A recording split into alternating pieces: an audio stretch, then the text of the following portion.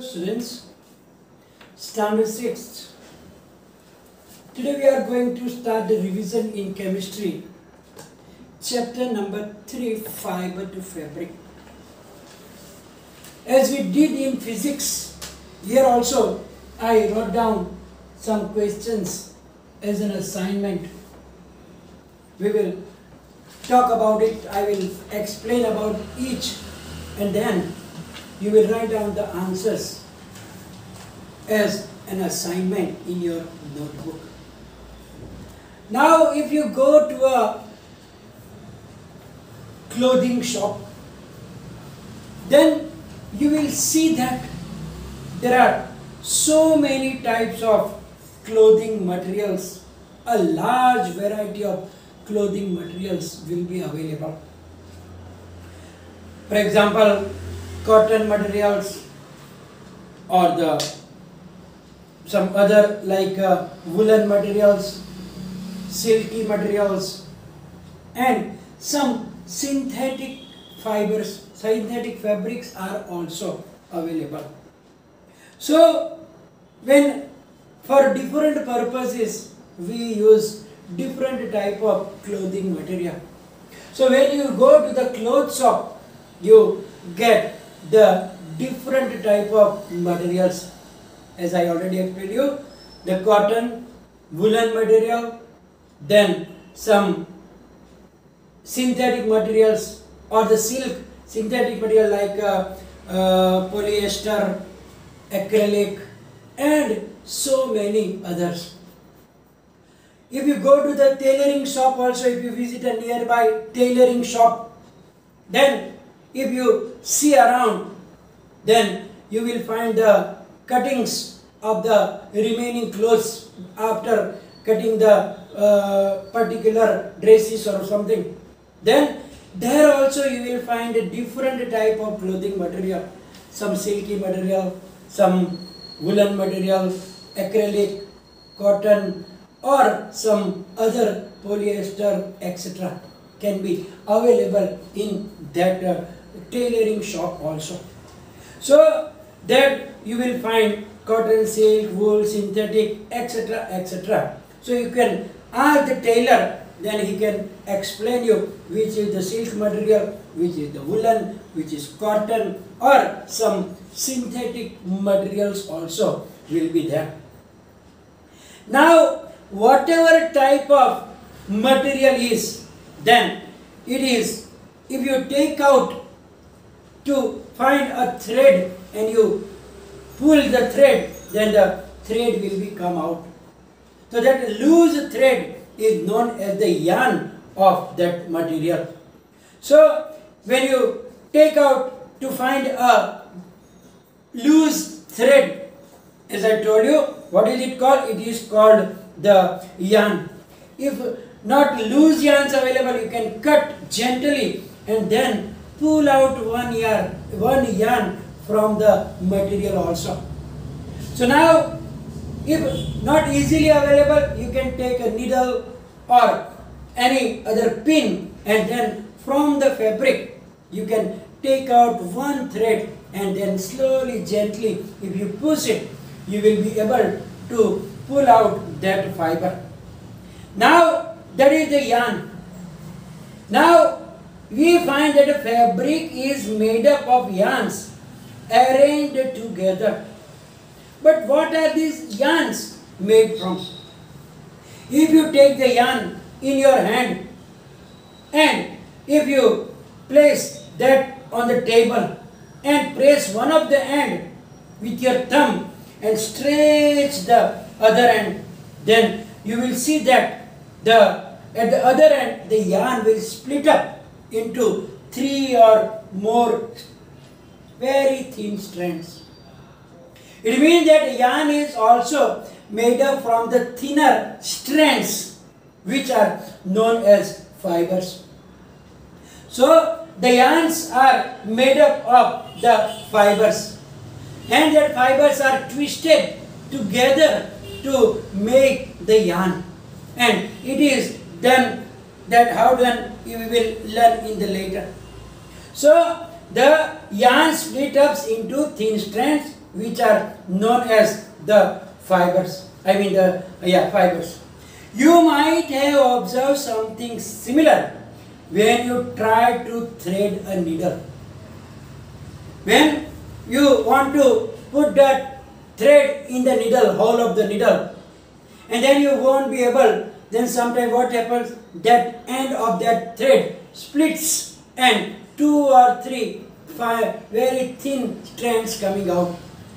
Then it is difficult for you to put that thread in the needle. Then you cut that piece and again try.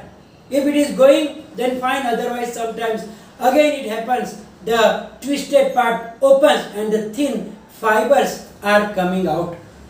So that is separated into threads, and that will be that are known as the fibers. So the thin strands of thread that we see are made up of still thinner strands called fibers. So fibers are very, very, very, very thin strands of that material. And so we can say that fabrics are made up of yarn. Yarns are made up of the fibers, and the fibers, where do that fibers come from? So fibers come from the different sources, because we can find it from the nature also, and we made them in the factories or the factories also. So there are two types of fibers. Mainly fibers are divided into two parts, that are the natural fibers and synthetic fiber. So natural fibers means those fibers which are obtained either from the plants or from the animals, that are known as the natural fibers. For example, the cotton fibers, jute fibers, that are available from the plants. Similarly, a wool and a silk, that are available from the different animals. So these all are the natural fibers, because they are obtained either from the plants or from the animals, the hair of the animals or the fleece of the animals. So these are known as natural fibers. So as I told you, the jute, silk, wool, cotton, etc. are the natural fibers. And as I told you, cotton and jute are obtained from the plants, while the silk and the wool, they are obtained from the fleece of sheep or the goat or some other animals like yak and alpaca and yamaka, etc. So that are the different type of natural fibers. For thousands of years, natural fibers were only ones, because that time synthetic fibers were not obtained, not invented. So many years the people were using only the natural fibers. But in the last 100 or some more years, only the fibers are made from chemicals. So those fibers who are made from chemicals, they are known as synthetic fibers, which are not obtained from plant, not obtained from the animals, but they are made using the chemicals. And therefore, those fibers which are made from chemicals in the industries or in the factories, that are known as the synthetic fibers. Synthetic fibers are like nylon, acrylic, polyester, etc. about which in detail you will learn in the higher standard, that how are they made, from which chemicals are they made, and what is the difference between the natural fibers and the synthetic fibers. So you get the answer here, what are natural fibers with example, and what are the synthetic fibers. So now we have to talk about some plant fibers. We know that plant fibers mainly are two, that are the cotton and the jute. First of all, we will talk about the cotton. Cotton we use in so many places. You know that when we make light a lamp before God using oil or ghee, what do you put in? You make a wick which is made from the cotton wool. You buy the cotton wool and then take a small piece and then make a wick from it, and then you put it in the oil and then light it. So here we use that to make the wicks. The cotton is useful now. Similarly, the cotton wool is also used for filling mattresses and pillows that we sleep on it, so that pillows and the mattresses are also filled with the cotton. So you can go to the place where they are making these mattresses, then you will be able to see that they are spinning that fibers of the cotton and fill it in the cloth and make the mattresses and the pillows. So we are using that cotton in the pillows also. Also, the cotton is used in some other things also, like in the medical. For example, to dressing for the wounds. If you fall down, have some minor injuries, then for that also you first clean it with the cotton ball, and then you cover that wound with the help of that strip, and that are also made from the cotton. So in so many places we use that cotton. Also we use some cotton clothes also. Cotton clothes are also used. So now we are going to learn that how from the cotton fibers the whole cotton clothes are made. And fortunately today I am using this shirt is also a cotton shirt, right? It is 100% cotton shirt. So now where does this cotton wool come from? And the answer is that it is grown in the field. The cotton plants are grown in the field, and they are usually grown at places having black soil and warm climate.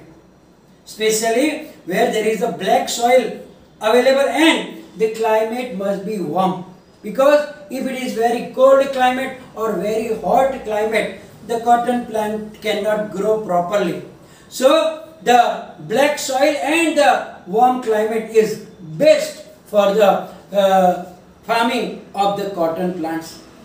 Now in some of the, if you see in the atlas, in the maps, you will be able to see in which part of the country the cotton is cultivated. Now when the cotton plant are there, and on the plant there are fruits of the cotton plant, and that fruits are known as the cotton balls. The fruit of the cotton plant is known as cotton balls, and it is about the size of a lemon. It is about the size of the lemon.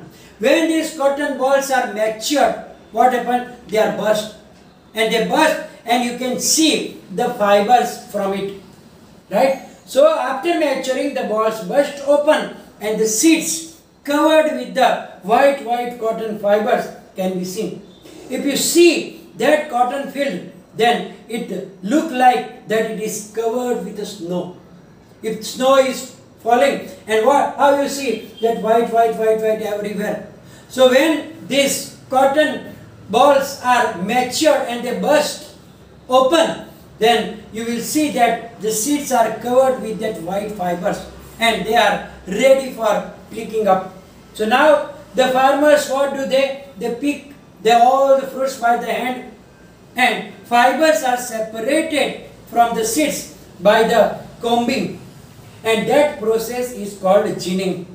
For that a special big comb like tools is there, and from that tools they have to separate the seeds from the fibers, and that process is known as ginning process. That process is known as ginning process. So ginning process is that process in which we have to comb them. By combing, what do? We separate the seeds, cotton seeds, from the cotton fibers. And then sometimes ginning is done traditionally with the hands also. But if it is on the big scale, you cannot do it alone with the hand. So special ginning machines are also available. So nowadays it is done in the ginning machines on the big scale because there are so many cotton. Now by this way we obtain the cotton fibers from the cotton plant. Now the another plant fiber is the jute.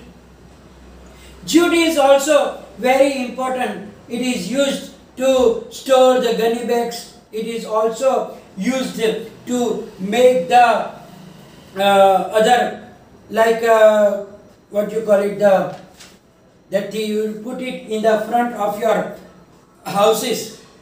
Though that are also very useful, and that generally are cultivated during the rainy season. Jute fiber are obtained from the jute plant, and that plants are cultivated especially in the rainy season. And in our country, West Bengal, Bihar, Assam, etc. Now when the flowering stage is there, that is the best way for the cultivation of the jute plant. So when the flowering is started, they cut that plants, and then the process is done for obtain the fiber. What do? The stems of the harvested plants are immersed in water for a few days. What happens? They cut the plants and immerse them in water for a few days. Then what happens? The stems are getting rotten. The stems are getting rotten, and then fibers are separated by hands. So when the stems are getting rotten, then slowly you can see that the fibers are there, and then by hand slowly you can separate the fiber from the stem. And to make the fiber, again these fibers are first converted into yarn. As you saw that yarns are twisted to make that one, and thus the jute is obtained from the jute plants. So that we today learn about two the plant fibers. Which are the two plant fibers? That are the cotton plant fibers and jute fibers. So here we are going to finish the session. Will be followed by PDF, and as questions we already discussed, you can write down answers as an assignment. Thank you very much.